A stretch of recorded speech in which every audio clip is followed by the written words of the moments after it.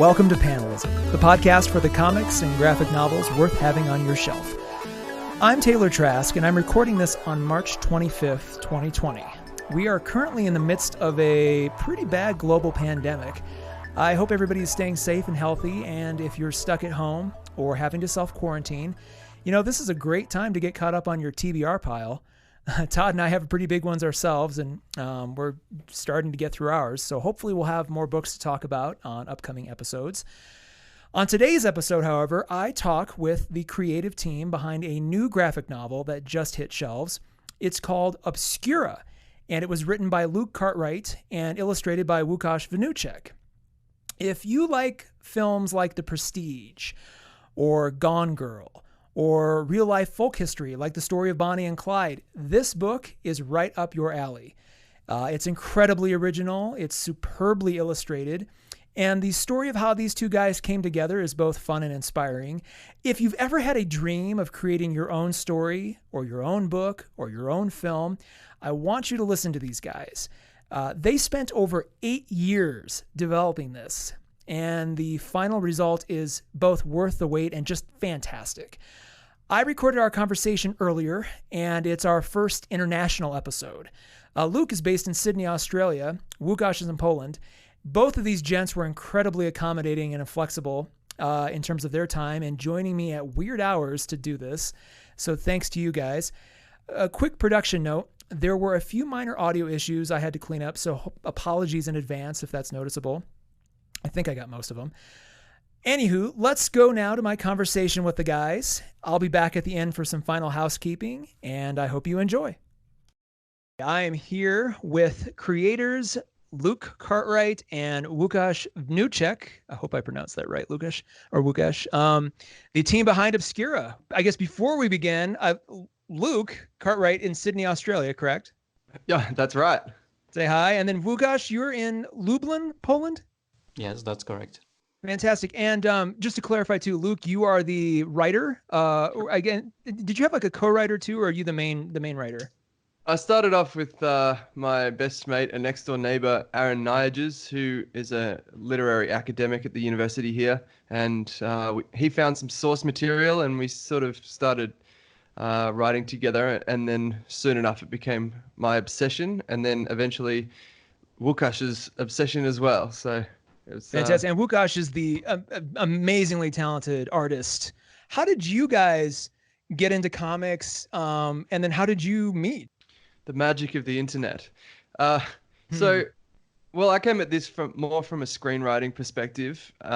The book was first written as a screenplay, and I just, being in Australia and not having a background in film yet, I thought the best way to get this thing up would be as a beautifully cinematic book.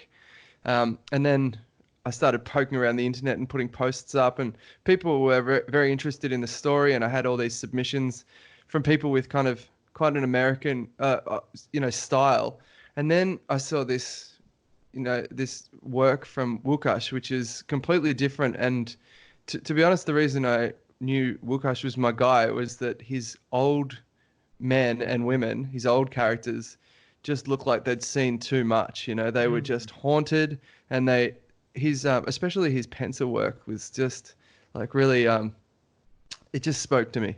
And I knew there was no, as soon as I found Lukasz, I just shut it down and said, let's do this, pretty much.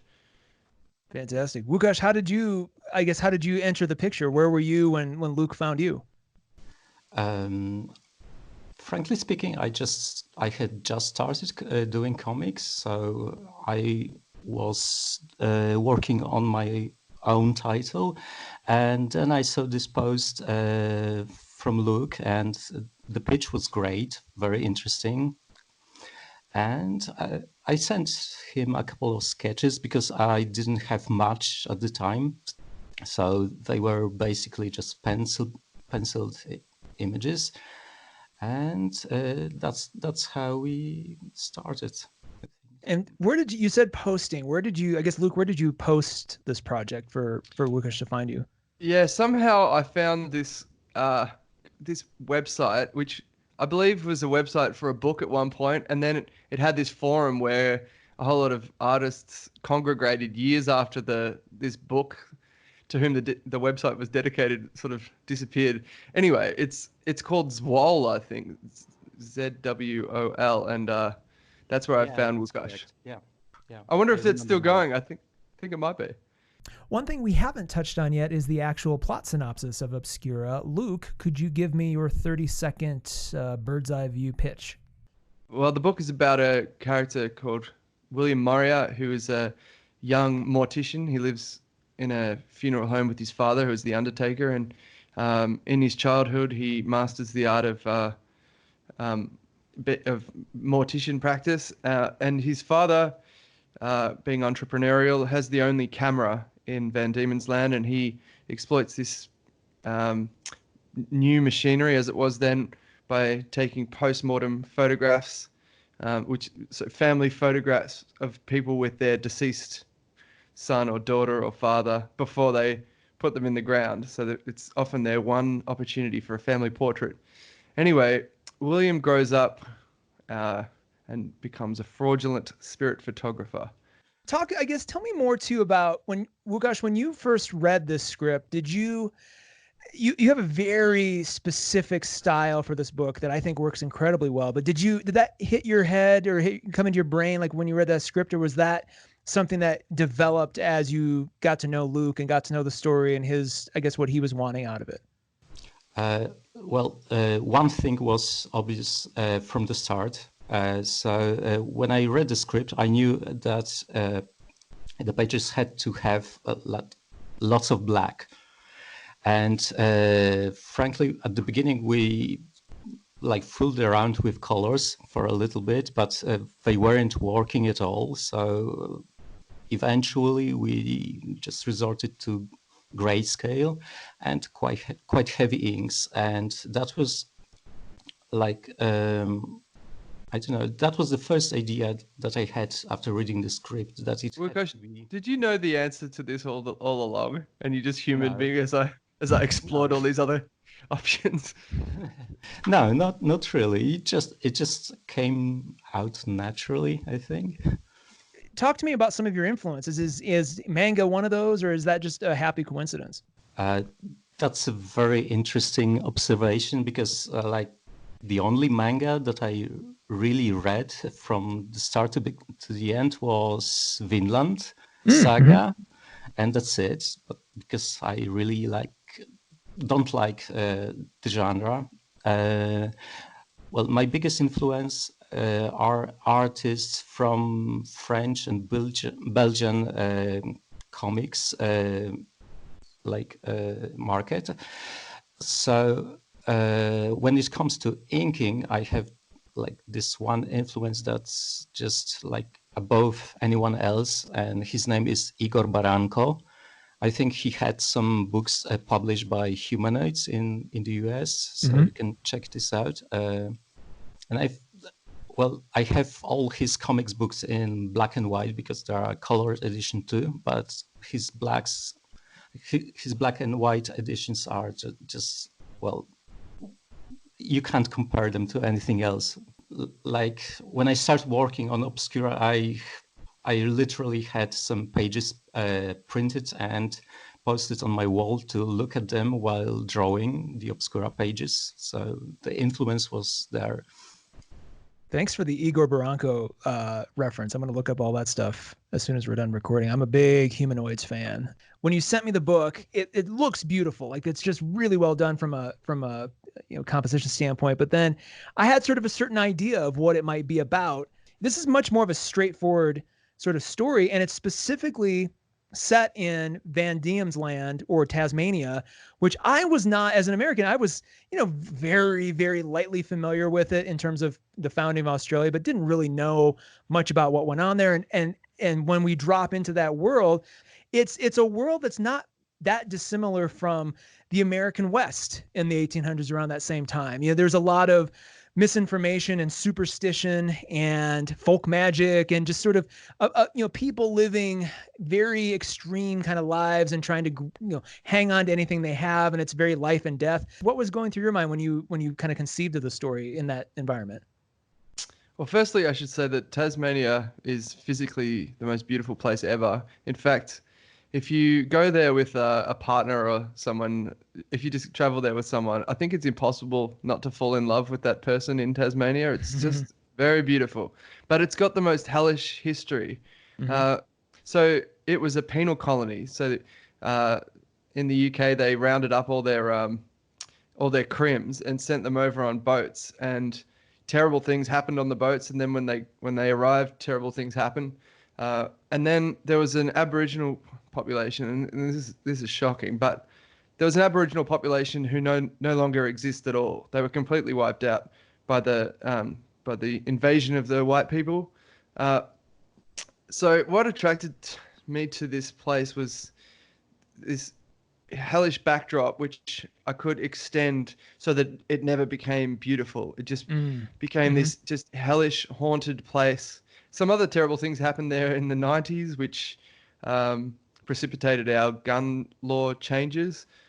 It's got an amazing history, just dark in many ways, and it just seemed very fertile ground for a story like this. This felt like a book that could have easily have happened in, a small town in Kansas, for example, or Colorado, where I am. One of the touchstones was actually a place called Sardona. Is that right? Oh, Sardona, yeah. Sardona. So Sardona is it's a hippie town almost, or an alternative medicine town. And I got fascinated with Axel Rose's trips to Sardona in the 90s for exorcisms and whatever else. And just I was attracted to the idea of this town full of charlatans. And, Axel Rose found someone who wasn't in the phone book, who I think he ended up paying $700,000 for what was pretty much face peels, which I think is hilarious. But then also, Lukasz, you might not know this, but I was inspired a little bit by Seinfeld for the idea that everybody in this town is out to get them. In Seinfeld, you never meet a good character. Everyone is nasty, has terrible intentions. So sometimes the references or the inspiration come from places no one would expect. I was also just interested in the Victorian era and the way Victorians thought about death. They were surrounded by death and bodies, and we are so squeamish now, and everything's so sanitized.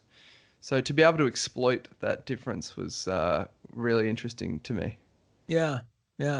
Lukasz rather, tell me more. Was this a story that you were or weren't familiar with, or did you dive deeper into it as you were illustrating it? Did Luke have to fill in blanks for you? How familiar were you with this kind of a story? Just being from Europe, I wondered what that sensibility would be like.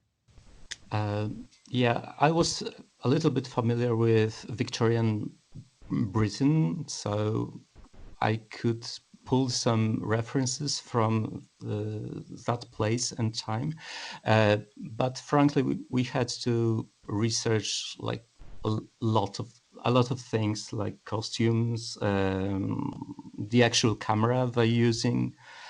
So I guess I had to learn a lot too. So like the whole concept like just told like the way they treated death, I was aware that it was like that. I read some books that express those ideas, so it wasn't a surprise. And I think it was one of the aspects of the script that I really loved, because I'm a huge fan of dark humor and those like darker stories. So I really love the script because it was really cleverly written. It wasn't like horror from the start to the end, but it pulled from different sources, and well, it was quite exciting to join this adventure, I think. Yeah, I do like, Luke, the thing you mentioned earlier on, this started off as a film script, and I'm always sort of sensitive to comics or graphic novels that feel more cinematic. I actually really like that. I appreciate books that are distinctly for, all the Alan Moore stuff can only really work as a comic book. And I appreciate that too. But I feel there's certain books you read, you're like, man, this either was written as with a show in mind or should definitely be one. And I kind of felt that with this. I'm like, I just kept in my mind thinking there's a cinematic quality to this. This would just be a really fun indie, like, almost like an A24 studio kind of movie, just really interesting indie movie.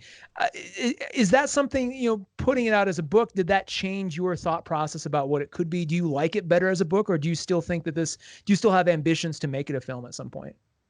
If it went straight to cinema, like if it had been picked up early on as a script, not that I showed anyone, I think it would have been a very literary sort of a film anyway. Mm-hmm. But then through the making of the book, it took us 8 years, and I didn't stop writing for that time. Like poor old Lukasz would be drawing something, and then he'd get a new script in his inbox. So it was constantly changing, and I certainly embraced the format. There are things you can do in a graphic novel that you can't do in a film. There are things that you should avoid when you're screenwriting that you can completely do in a book. For instance, the letters that go back and forth between William and the editor of this publication you're reading is, that's insight into the protagonist without it being some cheesy voiceover. Mm-hmm. I always loved graphic novels, and I found it very, it was just very, it gave me a lot of freedom as a writer, that's for sure. And it allowed me to explore and develop the stories and the characters in the world in a way that just writing for screen never would have. So yeah, I certainly will be making more graphic novels. That's for sure. I'm glad you brought up the correspondence. Right in the first page that we see is this character EL. Is it EL or EI Bloodworth? I think it's EJ Bloodworth. EJ Bloodworth. Sorry, who is, as you mentioned, is the publisher of this in-world publication. I love that device. I'm curious if you have, if you ever wrote another graphic novel or did something else, would E.J. Bloodworth kind of reappear, or do you anticipate that being a character or a plot device that you could bring back in other stories and sort of use it again? While we were making the book, I got sidetracked with metafiction, and it almost, I had to shut myself down in the end, because the metafiction was becoming so complicated. But absolutely, I do see him playing more of a part. The idea of this kind of penny dreadful newspaper was to kind of explain the fact that you're reading it in illustrations, or seeing it portrayed in illustrations, and I wanted to acknowledge that, and make it the work or the portrayal of something that was actually happening at the time from the other side of the world. It is beautiful. It is really freaking well done. And just the fact that you guys did it by yourselves, 8 years. I mean, I can see why it took that long, just given the care and attention that went into it. It was a fabulous collaboration. I think because Łukasz's skills are completely different and completely complementary to mine, it was just an amazing relationship. If I'd have collaborated with another writer or someone with a mind like mine, I think we would have been butting heads. But with Lukasz, it was just clear air the entire time, and I was just appreciative of every page that I saw and this story that had been kicking around in my head coming to life slowly. And actually, I think Lukasz must have done his 10,000 hours on this project. So he started off as someone that did these amazing old characters who looked completely haunted, and then in the process of this book became an expert, which is wild to see. And the book was created in the order in which it appears in the book. And wow, really? Yeah, so Lukasz had to go back to the beginning and redo a lot of the stuff because his skills had improved to such a great extent. Oh man! Initial 20 pages were done again after I finished the book. So. Wow, I'm flipping through it now, knowing that it was done linearly, and I can even see some of the more adventurous stuff that happens a little later. And I could see why that would line up with your skills at the time. That is crazy. Wow. I guess to close, let's just tell the folks if somebody's out there listening to this and they're getting inspired or they're maybe working on their own book, maybe they just started, maybe they're several years into it like you guys were. Is there any advice you'd give, aspiring creators or aspiring artists, just for anything you guys learned during this process? I think that as creators, there are ideas, and then there are ideas. You can find a good one and work at it, or you can wait for an idea that will just power you through years and years of hard work. And that's what happened in this case. It became an obsession. The premise and the idea had such power that it sort of drove us for years. And I think that's the idea that you're looking for, and that's what you need to sustain yourself over the period of a long project. And then also, I think compromises are cumulative, and if you just refuse to compromise at any point, doing that for years and years, for hundreds of decisions, I think leads to something pretty special. And when I think about Hollywood films and how many compromises went into those things, you can see why they're often generic and bland. And I think if you can refuse to compromise and just make decisions for the right reasons, I think you often end up with something pretty special. I love that. Lukasz, do you have any advice for aspiring artists out there? The only thing I can think of is keep hammering, keep doing the pages, and work on your craft. I think that's the way to go. Also, if you find the script that really takes you to that special place where you can imagine the whole world, is worth pursuing, I think. Because when I first read the script, it was like in one go. I didn't have to stop and think and ask what was going on. So it was so well written that the story just unfolded before my eyes. So if an artist finds a script like that, I think he or she should work on it very hard and make it happen. We spent a lot of time figuring out style early, and then by the time we'd hit on it, it was like we were ready to do the rest of the book almost without speaking, like just telepathically communicating. Not that we didn't speak, there's thousands of emails, but yeah, I think once we hit the tone, we were home free. Wow, that's wonderful.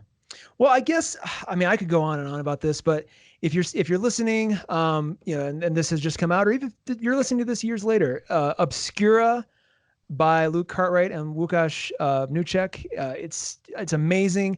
Where can folks find it? If they're, depending on when they're listening to this, is where you guys really want to direct people to buy it?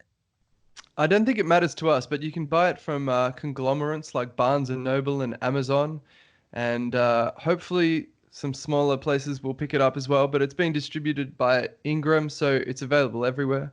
Guys, thank you so much. I really appreciate you coming on, and we love talking to creators, and especially when they can talk about a piece of work and a labor of love like this, and really, kind of dive into it at a high level. It's great. It's exactly what Todd and I started this podcast for. So thank you guys so much. Thank you, Taylor. Thank you for your support, and thank you for everyone listening. It certainly means a lot to Lukasz and I after so many years for it to finally get to people who seem to like it. So thank you. Yeah. Oh, I should ask too, anything to promote, Instagram or anything else other than the book that you guys want to shout out? We have an Instagram. We have a trailer that we'd all like you to check out. It's that was another part of the process. There's an animated trailer, which you might have seen, Taylor. Yep. But maybe Lukasz and I will be working together soon. I certainly hope so. Thanks again for listening. I hope you enjoyed that conversation. Those two guys, again, incredibly talented. I can't wait to see what they'll do next. If you want to pick up a copy of Obscura, you can find it on Amazon, Barnes & Noble, wherever you buy your books, as Luke mentioned. You can also go to obscuracomic.com. That's OBSCURA comic.com. They have a really good visual trailer for the book. This whole microsite's actually really cool. I've never seen a graphic novel have such a really cool marketing piece. So definitely go there. You'll learn more about the book. You can buy it, get plenty of examples of the art. join their email list, all that good stuff. If you want to hear more of our episodes, you can subscribe wherever we are, Spotify, Apple Podcasts, Pocket Casts, Stitcher, Google Play, all of those. Tell your friends, give us feedback in our Instagram feed or shoot us an email. However you want to reach us, we'd love to hear what you think. And if you're a creator out there too that wants to be on a future episode, let us know. Thanks, happy reading, and stay healthy out there. We'll be back next week.